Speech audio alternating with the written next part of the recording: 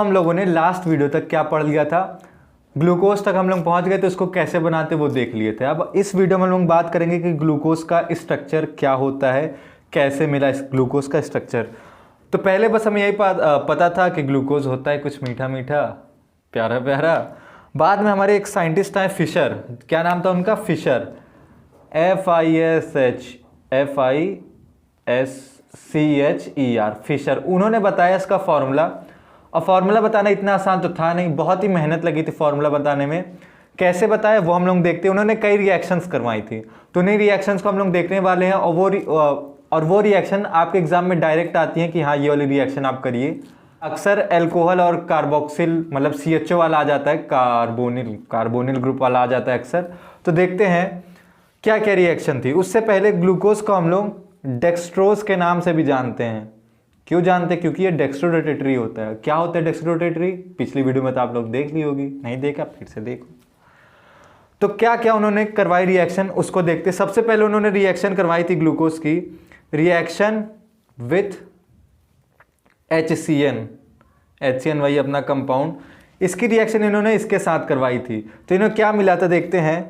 अब कई लोग कहेंगे कि अरे अभी तो पता नहीं कैसे आप करवा रहे हैं, तो डायरेक्ट भी लिख सकते हैं, लेकिन मज़ा थोड़ी ना आएगा। रिएक्शन देख के ही मज़ा आएगा, रिएक्शन पे ही नंबर मिलता है। तो पहली रिएक्शन हम लोग कराते हैं ग्लूकोज की HCN के साथ।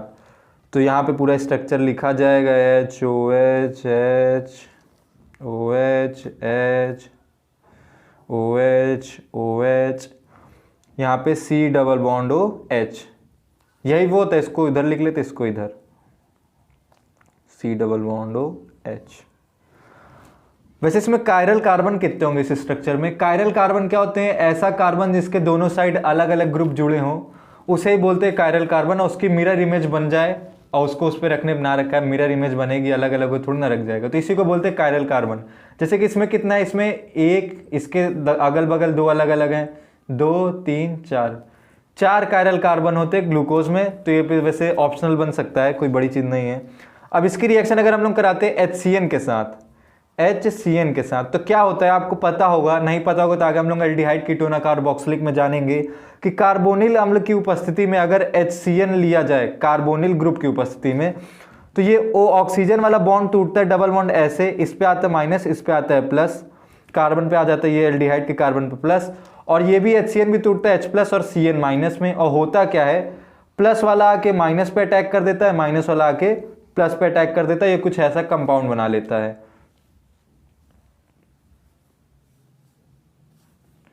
CH2OH CH2 अरे HOH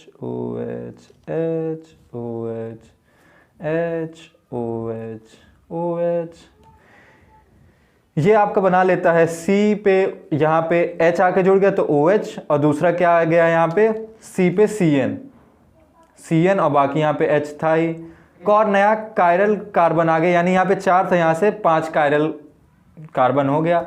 अब इसका नाम क्या था? ये तो था हमारा एल्डिहाइड ग्रुप। यहाँ पे आ जाता है हमारा साइनोहाइड्रिन, यानी ग्लूकोज का साइनोहाइड्रिन बन गया। यहाँ पे लिख देंगे साइनोहाइड्रिन।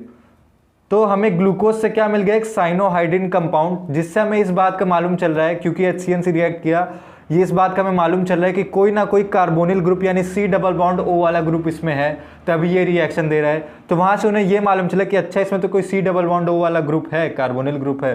तो एक बात उन्हें थोड़ी सी कंफर्म होने लगी कि हाँ ये वाला ग्रुप तो उसमें होना चाहिए। और बाकी ये रिएक्शन आपके एग्जाम में डायरेक्ट आती है कि हाँ ग्लूकोज से साइनोहाइड्रिन बनाइए, तो आपको बनाना पड़ जाएगा। तब अगली रिएक्शन देखते उन्होंने क्या करवाया। तो अगला जो रिएक्शन उन्होंने करवाया वो उन्होंने करवाया था हाइड्रोक्सिल अमीन के साथ, NH2OH के साथ। तो इसके साथ कराने पे उन्होंने क्या देखा कि इसमें से पानी तो निकल जा रहा है, यानी कि इसको ऐसे कुछ लिखेंगे H2NOH। इसको हम लोग ऐसे भी सजा के लिख सकते हैं, ऊपर कहाँ देख रहे हो। तो यहाँ से अगर पानी निकाल देंगे तो कुछ ऐसा बन जाएगा। यहाँ पे बाकी सब सेम रहेगा, कोई दिक्कत नहीं आएगी, तो वैसे ही रहने देंगे हम लोग। यहाँ पर जाएगा C डबल बॉन्ड NOH। तो यानी कि फिर से एल्डिहाइड से हमें क्या मिल जा रहा है, एक, इस ग्रुप को बोलते हैं NOH को ऑक्साइन। तो एल्डिहाइड से हमें एक ऑक्साइन मिल जा रहा है। तो उन्हें फिर से मालूम चल गया कि क्योंकि ये हाइड्रोक्सिल अमीन से रिएक्शन कर रहा है, यानी कि अब तो उनको कंफर्म हो गया कि हाँ कार्बोनिल ग्रुप होना तो मतलब होना ही होना चाहिए। अब इसके बाद देखते हैं उन्होंने क्या क्या करवाया और क्या रिएक्शंस करवाई इसके लिए। तो जो अगली रिएक्शन उन्होंने करवाई वो थी ब्रोमीन जल के साथ। अब ये क्या होता है, ये हमारा वीक ऑक्सीडाइजिंग एजेंट होता है। तो ये नीचे वाले OH का तो कुछ नहीं उखाड़ पाता है, लेकिन जो ऊपर वाला हमारा एल्डिहाइड होता है इसको ऑक्सीडाइज करके COOH यानी ओइक एसिड बना देता है। इसका नाम पड़ जाता है ग्लूकोनिक एसिड। तो क्योंकि यहाँ पे ऑक्सीडेशन हो रहा है और क्योंकि ये वीक है तो इसका काम बस इतना है एल्डिहाइड को कार्बोक्सिलिक में बदल देना। अब उन्हें मालूम चल गया कि हाँ भैया कार्बोक्सिलिक बन रहा है यानी एल्डिहाइड तो होगा ही होगा। तो यहाँ से उनको कंफर्म हो गया कि जो कार्बोनिल ग्रुप था वो कौन सा था, एल्डिहाइड था ग्लूकोज के अंदर। इसके बाद उन्होंने सेम रिएक्शन किसके साथ करवाई थी, इसी की HNO3 के साथ करा दी। तो HNO3 क्या होता है, ये स्ट्रॉन्ग ऑक्सीडाइजिंग रिएजेंट होता है। और स्ट्रॉन्ग होगा तो क्या करेगा, इसको तो बदलेगा ही, साथ में अल्कोहल को भी बदल देगा COOH में। तो एक नया कंपाउंड बन जाता है जिसका नाम होता है सैकेरिक एसिड। इसको हम लोग सैकेरिक एसिड के नाम से भी जानते हैं। तो अभी तक हम लोगों ने 4 रिएक्शनें पढ़ी, यहाँ पे एक ही डला था। पहली किसके साथ पढ़ी, HCN के साथ, वहां से हमें क्या मालूम चला कि यहाँ कार्बोनिल ग्रुप है।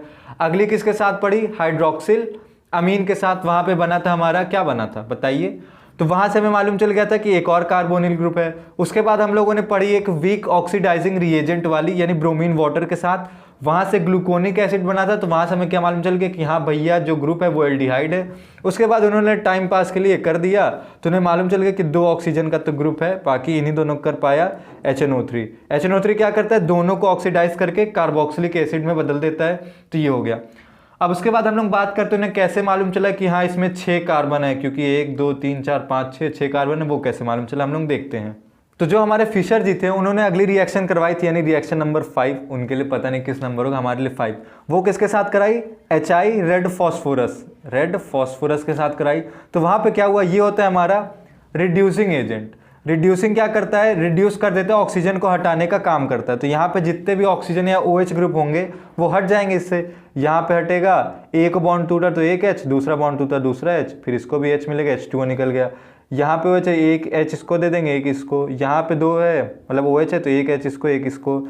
ये वाला बॉन्ड टूटेगा, H इसको मिलेगा इसको, और ये टूटेगा H इसको और इसको। और यहाँ पे जो H उसको भी थोड़ा सा दूर करके लिख देंगे, ये भी टूटेगा, H इसको और इसको। और जब टूटने के बाद हमें क्या मिल गया, यहाँ पे केवल एक सिंपल हमें कार्बन की श्रृंखला मिल जा रही, 6 कार्बन की, 1 2 3 4 5 6, यानी कि N हेक्सेन मिल गई। तो जब फिशर जी ने हमारे ग्लूकोज की रिएक्शन कराई थी HI रेड फॉस्फोरस के साथ, तो उन्हें एक N हेक्सेन यानी 6 कार्बन की नॉर्मल चेन मिल गई। तो उन्हें क्या मालूम चला कि हाँ जो भी हमारे ग्लूकोज में 6 कार्बन तो है ही है। तो यहाँ हमें काफ़ी बातें मालूम चल गई, लेकिन अभी ये नहीं मालूम चला कि हाँ OH ग्रुप कितने हैं। तो उसको करने के लिए उन्होंने एसिटिल के कई कंपाउंड का यूज़ किया। जैसे आप एसिटिल क्लोराइड का यूज़ कर सकते हैं, एसाइल क्लोराइड का, एसाइल के कई कंपाउंड का यूज़ किया, एसाइल एनहाइड्राइड का यूज़ कर सकते हो। तो हम लोग करके देखते हैं उन्होंने उसमें क्या किया था। तो अगली रिएक्शन उन्होंने किसके साथ करवाई थी, एसिटिक एनहाइड्राइड, या फिर आप एसिटिक क्लोराइड भी ले सकते हैं, कुछ भी एसिटिक वाला कंपाउंड ले सकते हैं। तो वहाँ से क्या हुआ, इसको हम लोग ACOAC शॉर्ट में लिखते हैं, AC यानी एसाइल ग्रुप। एसाइल ग्रुप क्या होता है, CH3 C double bond O को हम लोग बोलते हैं AC ग्रुप। बाकी इसको पूरा लिखना चाहे तो ऐसे लिख सकते हैं। तो जब उन्होंने इसकी रिएक्शन इसके साथ कराई तो क्या हुआ, जितने भी OH थे उसका H निकल गया, यानी कि यहाँ पे OH होगा तो ये O-H+ में टूटा, ये O-H+ में टूटा, ये O-H+ में टूटा, ये H+O-H+O-। और यहाँ से जो ACOAC था, ऑक्सीजन ने अपने बॉन्ड को इधर तोड़ दिया तो इस पे आ गया माइनस, इस पे आ गया प्लस। और ये जो AC+ यानी एसाइल ग्रुप था पॉजिटिव वाला, वो हर H को रिप्लेस कर दे रहा था। रिप्लेस करने के बाद क्या, ऐसा कुछ हमारा बन जा रहा था, बहुत ही भद्दा सा। तो जब उन्होंने इसकी रिएक्शन एसिटिक एनहाइड्राइड की कराई तो OH में से H हट के एसाइल ग्रुप यानी कि CH3 C double bond O आके हर जगह जुड़ गया और आपका कंपाउंड क्या बन गया, ग्लूकोज पेंटा एसीटेट। 5 एसाइल ग्रुप जुड़ा तो इसका नाम पड़ जाएगा ग्लूकोज पेंटा एसीटेट। तो यहाँ से इन्हें क्या मालूम चला कि अच्छा भैया यहाँ पे होगा 5 एल्कोहल ग्रुप, तभी तो 5 जगह एसीटेट जुड़ रहा है। मतलब एसीटेट की प्रॉपर्टी होती है एसाइल ग्रुप की कि जहाँ OH हो H हटा के जुड़ जाता है। तो यहाँ से उन्हें मालूम चल गया कि अच्छा 5 वो भी है। तो इन्हीं सब बातों को जोड़ जाड़ के उन्होंने कुछ यही बना दिया और उन्होंने फाइनलाइज किया इसको, जो आपकी मतलब स्ट्रक्चर है। और भी इन्होंने 1-2 रिएक्शंस करी थी, वो भी हम लोग देख लेते हैं। बाकी ये भी इंपॉर्टेंट है, आपके एग्जाम में सीधे पूछता है कि कैसे ज्ञात करेंगे कि आपके ग्लूकोज में 5 अल्कोहल ग्रुप होते हैं। तो कैसे ज्ञात करेंगे, एसिटिक एनहाइड्राइड से फिर एसिटिक क्लोराइड से भी कराएंगे। एसिटिक क्लोराइड क्या होगा, CH3 C double bond O Cl, यहाँ पे भी Cl अपना इलेक्ट्रॉन लेके चला जाएगा, केवल AC एसाइल ग्रुप आ जाएगा, वो आके हर जगह जुड़ जाएगा तो हो जाएगा। तो अब उसी तरह रिएक्शन कराएंगे तो आपको पेंटाएसिटेट मिल जाएगा, जिससे यह कंफर्म होता है कि ग्लूकोज में 5 अल्कोहल ग्रुप होते हैं। तो इसको नोट करिए, फिर अगला देखते हैं। तो उन्होंने अगली रिएक्शन किसके साथ करवाई थी, फेनाइल हाइड्राजीन के साथ। यानी कि हमारा जो हाइड्राजीन होता है NH2 उसमें से एक H हटा के अगर हम लोग PH यानी फेनाइल ग्रुप जोड़ दें तो उसे बोलते हैं फेनाइल हाइड्राजीन। उसकी रिएक्शन उन्होंने इसके साथ करवाई थी। तो उन्हें क्या रिजल्ट देखने को मिला, पहले 1 मोल लेके चलेंगे PH NH NH2, तो क्या हुआ, यहाँ से H2 इसके साथ लेके अलग हो गया, यहाँ से ऐसे लिखेंगे H2 N H PH, यहाँ से H2O निकल गया, बचा क्या CH double bond N NH PH, ऐसा कुछ बन गया। फिर उन्होंने इसकी रिएक्शन फिर से इसी के साथ करवा दी, सेम 1 मोल और, तब क्या हुआ, यहाँ का जो ये H वाला बॉन्ड था ये टूट के इधर शिफ्ट हो गया, यानी कि यहाँ पे इसने डबल बॉन्ड O बना लिया, एक कीटोन ग्रुप बना लिया। और उस कीटोन ग्रुप से उसने क्या किया, फिर से इसकी फर्दर रिएक्शन करवाई उन्होंने इसी के साथ, फिर से 1 मोल लेके फिर से रिएक्शन करवाई। तो यहाँ डबल बॉन्ड O था ही, लेकिन ये यहाँ का जो डबल बॉन्ड O था वो टूट गया। कैसे टूटा, यहाँ से फिर से H2O निकल गया, इसको वापस ऐसे ही लिखेंगे H2 N NH PH, यहाँ से H2O बॉन्ड टूटा और फिर से यहाँ पे डबल बॉन्ड में क्या बन गया, N NH PH, और बाकी ऊपर तो था ही CH double bond N NH PH। जो बोले उस पर ज़्यादा ध्यान से देखिएगा, हो सकता है आपको ना दिखाई दे रहा हो। तो इस तरीके से हम लोग 3 मोल फेनाइल हाइड्राजीन का लेके चले तो हमें क्या मिल गया था, आखिरी में ये कंपाउंड मिल गया था जिसको हम लोग बोलते हैं ओसाजोन। और ये रिएक्शन डायरेक्ट आती है ओसाजोन फॉर्मेशन, या फिर ग्लूकोज की फेनाइल हाइड्राजीन से रिएक्शन करवाइए, आपके एग्जाम के लिए इंपॉर्टेंट है। तो ऐसे उन्होंने कुछ रिएक्शंस करवाई थी जिससे उन्हें मालूम चल गया था कि ये क्या है, एक स्ट्रक्चर इन्हें फिशर जी को मालूम चल गई थी।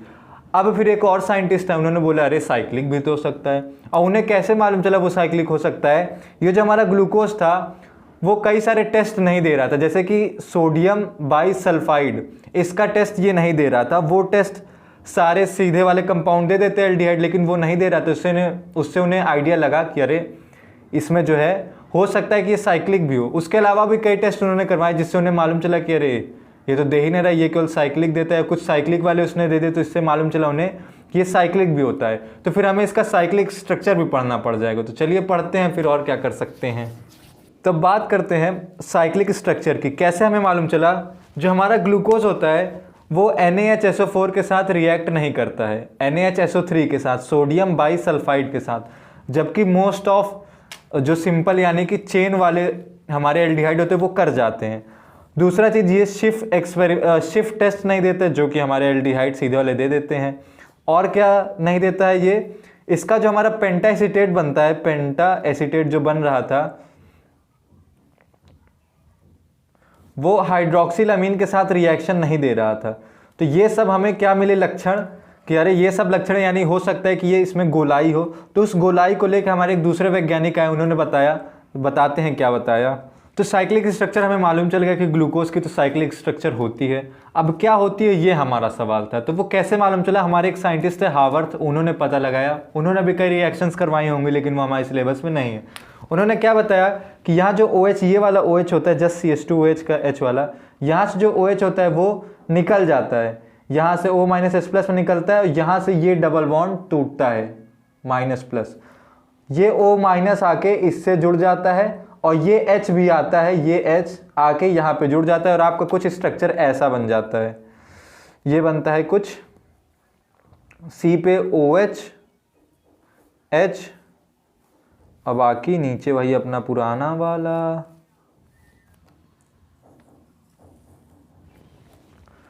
तो इससे बनता है हमारा ये कार्बन से ऑक्सीजन जुड़ के एक रिंग बना लेती है। अब ध्यान देने वाली बात यह है कि यहाँ पे जो कार्बन पे जैसे ही OH जुड़ता है तो ये कार्बन हो जाता है कायरल, और मतलब कायरल होने के बाद दो पॉसिबिलिटी हमारे पास हो जाती हैं कि या तो OH इधर रखें या तो OH उधर रखें। अगर इस साइड OH रहता है तो इसको हम लोग बोलते हैं अल्फा पोजीशन, और अगर इसी को हम लोग बीटा यानी कि उस साइड लिख दें, यानी OH इधर रहे और H इधर और बाकी नीचे वाला सेम रहेगा, तो इसको हम लोग बोल लेंगे बीटा। तो ये हो गया बीटा और ये हो गया अल्फा। अब ये तो आप देख के बोलेंगे कि अरे ये तो साइक्लिक दिख नहीं रहा है, तो इसको हम लोग साइक्लिक के तरीके बनाने का पूरा प्रयास करेंगे। प्रयास क्या करेंगे, बना देंगे। उसको बनाने के लिए कुछ बातें हमें ध्यान रखनी पड़ेंगी कि जो भी कंपाउंड लेफ्ट साइड है, जो भी लेफ्ट में है उसका हम लोग ऊपर लिखते हैं और जो राइट में है वो नीचे हो जाएगा, जो राइट है वो बॉटम यानी डाउन में लिखेंगे। और अगर कभी H और OH के अलावा कुछ और दिख जाए, जैसे कि यहाँ पे CH2H दिख रहा है, तो जिसका मॉलिक्यूलर वेट ज़्यादा होगा, मॉलिक्यूलर वेट जिसका ज़्यादा होगा उसको भी हम लोग ऊपर लिखेंगे। इसी बेसिस पे हम लोग दो चीज़ बनाएंगे, एक अल्फा एक बीटा। तब बनाते इसका हम लोग साइक्लिक स्ट्रक्चर, यानी गोले में कैसा दिखेगा। सबसे पहले हम लोग बनाएंगे इस अल्फा वाले का, फिर बना के देख लेंगे बीटा वाले का। आपको खुद से बनाना है, अल्फा वाला हम आपको बना के दिखा दे रहे हैं। बीटा का आप इसको सेम यही लिख दीजिएगा, उसके बाद बना के बताइएगा। ग्रुप में जुड़े होंगे तो आप बता ही देंगे। तो इसका जो साइक्लिक स्ट्रक्चर था वो बताया था हमारे हावर्थ नाम के साइंटिस्ट ने। उन्होंने कैसे बनाया इसका साइक्लिक स्ट्रक्चर, यहाँ से इसको जोड़ दिया। यहाँ से आपके पास दो केस आ जाते हैं, एक अल्फा और OH इधर H इधर, तो बीटा। बीटा वाला आपको खुद से ट्राई करना है, नहीं आएगा तो आप कमेंट करके बता सकते हैं या फिर ग्रुप में जुड़ के पूछ भी सकते हैं। कैसे बनाएंगे, सबसे पहले हम लोग सारे कार्बन को नंबरिंग कर देंगे। ये कार्बन 1, ये 2, ये 3, ये 4, ये 5, और यहाँ का जो है ये वाला ऑक्सीजन इससे जुड़ा है।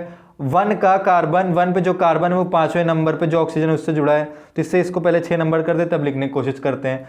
तो कुल मिला के अगर हम लोग रिंग में गिने कितने मेंबर है, तो 1 2 3 4 5 6 मेंबर्ड रिंग बन रही है। बाकी ये तो CH2H अपना साइड में अलग से। सबसे पहले इसको बना लेंगे, 6 मेंबर्ड रिंग अपने से बना लेंगे। तो इस तरीके से 6 मेंबर्ड रिंग होंगी, 6 मेंबर। अब कहाँ पे क्या रखना है हम लोग गिन लेंगे। कार्बन 1 2 3 4 5, 1 इसको 1 मान लेते 1, फिर ये वाला 2, ये 3, ये 4, ये 5, और छठे नंबर पे क्या हो जा रहा है हमारा, छठे नंबर पे ऑक्सीजन, तो ये हो जाएगा ऑक्सीजन। अब ये जो स्ट्रक्चर होती है हमारी पायरॉन से मिल रही होती है, तो इस वजह से इसको हम लोग ग्लूकोपाइरेनोज भी बोल लेते हैं, पायरॉन से मिल रही होती है। अब क्या देखते हैं हम लोग, देखते क्या है, लगा देंगे। जो लेफ्ट में उसके ऊपर 1 पे H और OH है, H लेफ्ट में है तो जो ऊपर रहेगा वो ऊपर रहेगा, तो जो लेफ्ट में है उसको ऊपर रखना है, जो राइट में है उसको नीचे रखना है। यहाँ पे H लेफ्ट में है, सबसे पहले सबके पास 2 है तो एक एक डंडी तो खींच ही देते हैं। इसके पास लेफ्ट में H, राइट में OH, तो H OH, फिर H OH, फिर OH H, फिर H OH। अब यहाँ पे एक H है, एक CH2OH है, यहाँ पे केवल OH नहीं है। तो हमने बताया था अगर ऐसा कुछ आ जाए जहाँ पे OH के अलावा या H के अलावा कुछ और हो, तो जिसका मॉलिक्यूलर वेट ज़्यादा होता है उसको ऊपर लिखते। तो किसका ज़्यादा होगा देख के मालूम चल रहा है, इसका ज़्यादा होगा तो इसको ऊपर लिख देंगे CH2OH और नीचे H। तो बूम, ये आपका तैयार हो गया हावर्थ प्रोजेक्शन फॉर्मूला गोला वाला। कैसे बनाया, यहाँ का डबल बॉन्ड टूटा था तो यहाँ का H टूटा था, H आके यहाँ पे जुड़ गया था, उसके बाद ये एक बॉन्ड बन के गोला बन गया था, जिसको हम लोग गिन के ऐसे गोला बना दिए। अब मैंने बताया था कि इसका नाम है अल्फा, तो इसका नाम बताते हैं, इसका नाम होगा अल्फा डी। डी क्यों ले रहे हैं, क्योंकि ये वो ग्लिसरॉल्डिहाइड से बना था जो डी था, साथ में डी पे प्लस प्लस होता है, ये आपका ग्लूकोज प्लस होता है, इस वजह से प्लस प्लस इसलिए आया क्योंकि ग्लूकोज प्लस होता है, डी इस वजह से आया क्योंकि ये ग्लिसरॉल्डिहाइड से बन रहा है। उसके बाद इसका नाम ग्लूकोज भी होता है, इसको ग्लूको पाई, तो इसका नाम अल्फा डी प्लस ग्लूकोपाइरेनोज भी होता है। इसको क्यों ग्लूकोपाइरेनोज बोलते हैं, क्योंकि पायरॉन की संरचना इससे मिलती है। पायरॉन कुछ ऐसा होता है, 6 मेंबर्ड रिंग होती है ऑक्सीजन के साथ, इस तरीके का पायरॉन होता है जिससे इसकी स्ट्रक्चर मिल रही होती है, जिस वजह से इसको अल्फा डी प्लस ग्लूकोपाइरेनोज भी बोलते हैं। अब आपका काम क्या है, इसको अगर आपको कोई दिक्कत हो तो आप पूछ सकते हैं, बाकी अपने से बीटा डी प्लस ग्लूकोपाइरेनोज बनाने की कोशिश करिएगा। अब हमारा एक मिल गया अल्फा डी प्लस ग्लूकोपाइरेनोज, और दूसरा आप बना के दिखाएंगे बीटा डी प्लस ग्लूकोपाइरेनोज, क्योंकि ग्लूकोज प्लस ही होता है। अब जो इन दोनों के बीच में प्रॉपर्टी, ये दोनों एनोमर होते हैं, alpha and beta are anomers. Anomer क्या होते हैं, ऐसे दो यौगिक जिनके किसी एक कार्बन, कायरल कार्बन पर एटम्स की पोजीशन उल्टी करके रख दिया जाए, जैसे कि यहाँ पे ये है। अब बीटा वाले में OH ऊपर रहेगा, H नीचे, क्योंकि लेफ्ट में OH रहेगा, तो आप बताइएगा, तो इसको एनोमर बोलते हैं। तो ये दोनों कंपाउंड अल्फा और बीटा आपस में एनोमर होते हैं। प्लस जब हम लोग ने फिशर वाला फॉर्मूला बनाया था तो वहाँ पे आपके पास 1 2 3 4 केवल 4 कायरल कार्बन थे, जबकि यहाँ पे 1 2 3 4 एंड 5 कायरल कार्बन है। इसका भी स्थिति बदल सकते हैं। तो यहाँ पे नंबर ऑफ कायरल कार्बन 5 हो गया है। तो ये कुछ प्रॉपर्टीज़ थी, कायरल कार्बन इक्वल टू 5।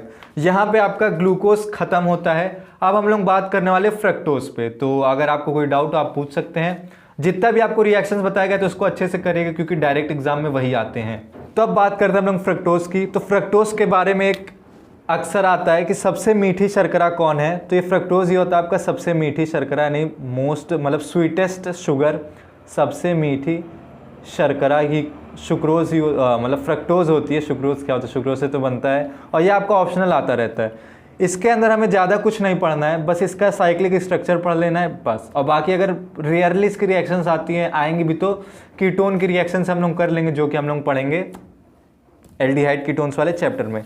तो इसके स्ट्रक्चर की बात करें तो ग्लूकोज से बस इसमें थोड़ा सा डिफरेंस होता है। यहाँ पे रहेगा CH2OH ही रहता है, यहाँ पे इसका कीटोन ग्रुप आ जाता है, और बाकी सब सेम उतार देंगे हम लोग, CH2OH। और इस कंडीशन में इसके पास अभी 1 2 और 3, केवल 3 ही कायरल कार्बन है। फिशर फॉर्मूला में लिख देते, फिशर फॉर्मूला में 3 कायरल कार्बन, केवल 3 ही कायरल कार्बन है। और जबकि साइक्लिक स्ट्रक्चर निकालेंगे तो जैसे कि पिछले वाले में 1 बढ़ गया था, 4 से 5 हो गया, तो इस तरह यहाँ से भी 3 से 4 हो जाएगा। इसकी साइक्लिक स्ट्रक्चर कैसे बनाई जाती है वही काम करना है। यहाँ से H+ हटेगा, यहाँ से डबल बॉन्ड टूटेगा, इस पे OH बन जाएगा। इसके फिर 2 पॉसिबिलिटी बन जाएंगे, एक बार CH2OH को लेफ्ट, OH को राइट लिख देते हैं हम लोग। इसी को पहले लिखते हैं, CH2OH को लेफ्ट और OH को राइट। OH जब आपका राइट होता है तो हो जाता है, तो जब आपका OH राइट होता है तब होता है अल्फा, और जब OH लेफ्ट होता है और CH2OH राइट होता है तो हो जाता है बीटा। तो हम लोग अल्फा की बात करेंगे, आप बीटा खुद से बनाइएगा, दिक्कत होगी तो पूछिएगा।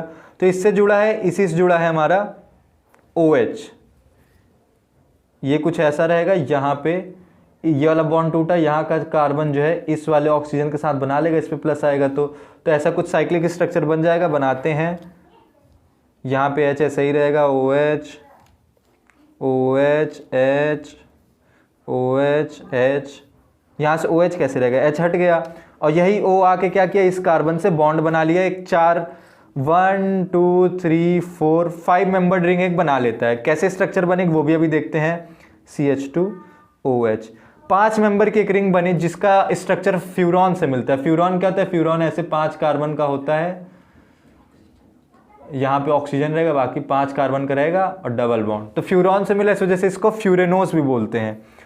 तो देखते हैं ये कौन सा हमारा बना है, अल्फा वाला बना है। अल्फा डी है ये, क्योंकि ग्लिसरॉल्डिहाइड से ये भी बनता है। बाकी जो आपका फ्रक्टोज होता है वो माइनस होता है, इस वजह से D-, बाकी फ्रक्टो फ्यूरेनोज। अब इसके अगर साइक्लिक स्ट्रक्चर बनाना होगा तो फिर से कार्बन गिन लेंगे, 1 2 3 4, और 5वें पे ये, 5वां ये। उसी तरह बना लेंगे 5 मेंबर्ड रिंग, ये वाला 1 नंबर हो गया, ये 2 हो गया, ये 3 हो गया, ये 4 हो गया, 5वें पे ये है ही। अब सब पे एक एक लाइन खींच के लिख देंगे, जो लेफ्ट में होगा ऊपर, जो राइट में होगा वो नीचे। अब 1 पे 2 है, एक OH एक CH2OH, जिसका वेट ज़्यादा वो लिखेंगे, CH2OH का ज़्यादा, CH2OH नीचे OH, फिर HOH में लेफ्ट में OH है, OHH, फिर HOH, उसके बाद फिर H और CH2OH, जिसका वेट ज़्यादा वो लिखेंगे, CH2OH का ज़्यादा है, CH2OH लिखें, दूसरा H वाला यहाँ लिखते हैं। तो ये आपका बन गया अल्फा D- फ्रक्टो फ्यूरेनोस। फ्यूरेनोस क्यों लिखते हैं, क्योंकि फ्यूरॉन से इसकी स्ट्रक्चर मैच करती है। तो आपको फ्रक्टोज में बस इतना ही पढ़ना था। अगर आपको मतलब बीटा डी बनाना बाकी, वो आप खुद से ट्राई करिएगा, अगर आपको दिक्कत होगी तो पूछिएगा, ग्रुप में आप पूछ सकते हैं। तो ये हो गया बात। अब बात करते कुछ टेस्ट के बारे में कि कौन कंपाउंड कौन सा टेस्ट देता है, यानी ग्लूकोज और फ्रक्टोज का कुछ टेस्ट देखते हैं। तो अब बात करते कुछ टेस्ट की, क्योंकि आपके ऑप्शनल में डायरेक्ट आता है कि निम्न में से कौन सा परीक्षण ग्लूकोज देगा कौन सा नहीं देगा, तो वहाँ पे आपको मालूम करना पड़ेगा कि कौन सा टेस्ट क्या होता है। तो पहले बात करते हैं टॉलेंस की, फिर बात करेंगे फेलिंग्स की। लेकिन जो कॉमन चीज़ क्या है, दोनों रिड्यूसिंग शुगर चेक करने के लिए किया जाता है, यानी फॉर रिड्यूसिंग शुगर, यानी कौन रिड्यूस कर रहा है, यानी कि भाई जो हम लोग पढ़े थे रिड्यूसिंग नॉन रिड्यूसिंग, उसको क्लैरिफाई करने के लिए यूज़ करते हैं। अब टॉलेंस टेस्ट में क्या होता है, हमारे पास जो रहता है AgNO3 plus NH3 अमोनियाकृत silver nitrate रहता है। ये क्या करता है, जो हमारा ग्लूकोज होता है उसके एल्डिहाइड ग्रुप को, एल्डिहाइड ग्रुप जो होता है CHO, उसको रिड्यूस करके बना देता है COO माइनस, यानी कार्बोक्सिल वाला, कार्बोक्सिलिक एसिड वाला, और साथ में ये अपना सिल्वर का सिल्वर PPT दे देता है, सिल्वर PPT, यहाँ लिख देंगे सिल्वर PPT। तो इससे हमें मालूम चल जाता है कि ये टॉलेंस टेस्ट देगा। अब आपके एग्जाम में ये भी आता है 5 नंबर वाले में कि Tollens test of Fehling glucose का बताइए, तो आप उसमें कैसे लिखेंगे कि ग्लूकोज टॉलेंस रिएजेंट की उपस्थिति में अपने एल्डिहाइड ग्रुप को कार्बोक्सिलिक ग्रुप में परिवर्तित कर सिल्वर PPT, सिल्वर मतलब सिल्वर रंग का अवक्षेप देता है, जिससे यह कंफर्म हो जाता है कि लिए गए कंपाउंड में CHO ग्रुप है, यानी कि ग्लूकोज है, वो रिड्यूसिंग शुगर है। फेलिंग में क्या होता है, उसमें भी सेम रहता है, इसका जो रिएजेंट होता है COSO4 कॉपर सल्फेट, साथ में Na sodium KT, sodium potassium tartrate, इसका स्ट्रक्चर कुछ ऐसे होता है CONA CHO नहीं होता, मतलब एक तरफ H एक तरफ OH, HOH HOH और यहाँ पे वापस COOK। इसमें भी सेम होता है, ये भी फेलिंग रिएजेंट भी आपका COO मतलब CHO ग्रुप को क्या करता है, रिड्यूस कर देता है। CHO ग्रुप जो चेंज हो जाता है COO माइनस ग्रुप में, यहाँ पे ऑक्सीडाइज हुआ, मतलब फेलिंग्स रिएजेंट को ये रिड्यूस करता है, खुद ऑक्सीडाइज हो जाता है, और होने के बाद क्या करता है Cu2O की रेड PPT दे देता है, रेड PPT, जिससे हमें मालूम चल जाता है कि लिए गए कंपाउंड में एल्डिहाइड ग्रुप उपस्थित है। तो ये बात हुआ, ये दोनों टेस्ट किससे हमें क्या मालूम चलता है कि रिड्यूसिंग शुगर है या नहीं है। अब आगे देखते हैं। तो अब बात करते हैं अगले टेस्ट की, मॉलिस टेस्ट। ये किस लिए हम यूज़ करते हैं, कार्बोहाइड्रेट्स को पता करने के लिए कि क्या है कार्बोहाइड्रेट्स। तो जब भी हम लोग ये टेस्ट करते हैं, इसका रिएजेंट है अल्फा नेफ्थॉल, कुछ इस तरीके दिखते हैं, साथ में एथाइल अल्कोहल। इसकी रिएक्शन हम लोग कराते हैं कार्बोहाइड्रेट के साथ, कार्बोहाइड्रेट्स के साथ। तो जो भी हम लोग लिए रहते हैं अपना टेस्ट ट्यूब, उसमें पर्पल रंग की रिंग आ जाती है, पर्पल रंग की रिंग आ जाती है, जिससे हमें मालूम चल जाता है कि हाँ ये जो है हमारा कार्बोहाइड्रेट है। अब कार्बोहाइड्रेट में भी मालूम करना हो कि मोनोसैक है कि डाइसैक, तो मोनोसैक इस रिएक्शंस को फास्ट देती है और डाइसैक स्लो देती है, ऐसे में मालूम चल जाएगा कि क्या है। तो ये रही बात मॉलिस टेस्ट के। अब एक और बेनेटिक देख लेते हैं, उसके बाद हमारा कार्बोहाइड्रेट खत्म हो जाएगा। मॉलिस टेस्ट आपके एग्जाम में कई बार आ चुका है, तो आपको तैयार करना जरूरी है। क्या होता है, अल्फा नेफ्थॉल और एथाइल अल्कोहल की उपस्थिति में कार्बोहाइड्रेट को रखने पे आपके टेस्ट ट्यूब में पर्पल रिंग आ जाती है, जिससे मालूम चल जाता है कि कार्बोहाइड्रेट है। अब कौन सा कार्बोहाइड्रेट है वो कैसे मालूम चलेगा, मोनोसैक इस रिएक्शन को फास्ट देती है, यानी तुरंत पर्पल रिंग आ जाएगी, और डाइसैक स्लो देती है, तो ऐसे मालूम चल जाएगा। तो अब देखते हैं बेनेडिक्ट टेस्ट। तब बात करते हैं हम अपने अगले टेस्ट की, बेनेडिक्ट टेस्ट। ये क्या होता है, रिड्यूसिंग शुगर को पहचानने के लिए होता है। इसका रिएजेंट क्या होता है, एक्वस कॉपर सल्फेट, साथ में सोडियम सिट्रेट। ये सब नोट करते रहिए, एग्जाम में डायरेक्ट आता है। तो इसमें होता है क्या, जब भी हम लोग रिड्यूसिंग शुगर को लेकर इसके साथ रिएक्शन कराते हैं, तो डिफरेंट अमाउंट लेने पर डिफरेंट कलर देता है, जिसका फॉर्मूला क्या है हमारा, बिल गेट्स एंड ओबामा। क्या है formula, Bill Gates and Obama अलग लिखेंगे। बिल गेट से क्या हो जाएगा, बी से ब्लू, गेट से जी से ग्रीन, ओ से ऑरेंज, और बी से ब्राउन या ब्लैक नहीं होगा, ब्रिक रेड। अब डिफरेंट अमाउंट पे, या अगर स्मॉल अमाउंट ले तो जो है कि ग्रीन मिल जाएगा, अगर थोड़ा सा ज़्यादा यानी नॉर्मल अमाउंट लें तो हमें ऑरेंज कलर मिल जाएगा इस टेस्ट में, और अगर बहुत ज़्यादा अमाउंट ले लें, कितना ले लें, बहुत ज़्यादा शुगर ले लें, तब हमें मिल जाएगा ब्रिक रेड कलर का। ये रिएक्शन बनने के बाद जो प्रेसिपिटेट मिलेगा वो मिल जाएगा। सोडियम सिट्रेट के फॉर्मूला ये होता है, उसकी ज़रूरत नहीं, आपको बस ये जानने की जरूरत है, एक्वस कॉपर सल्फेट और सोडियम सिट्रेट के साथ शुगर की रिएक्शन करवाते हैं। अगर थोड़ा सा मात्रा में लेंगे तो ब्लू, थोड़ा सा ज़्यादा ले, मतलब कुछ नहीं लेंगे तो ब्लू, थोड़ा सा लेंगे ग्रीन, नॉर्मल लेंगे ऑरेंज, अगर बहुत ज़्यादा ले लेंगे तो ब्रिक रेड। तो ऐसे आपका कार्बोहाइड्रेट सब कुछ खत्म होता है। इसके बाद हम लोग इसका प्रीवियस ईयर देखेंगे। अगर आपको कोई भी दिक्कत हो तो आप कमेंट करके पूछ सकते हैं। हमारा टेलीग्राम ग्रुप, व्हाट्सएप ग्रुप, जहाँ ज्वाइन करना सब कर सकते हैं। तो आज के लिए इतना ही, आगे हम लोग कल इस चैप्टर को कंटिन्यू करेंगे अगले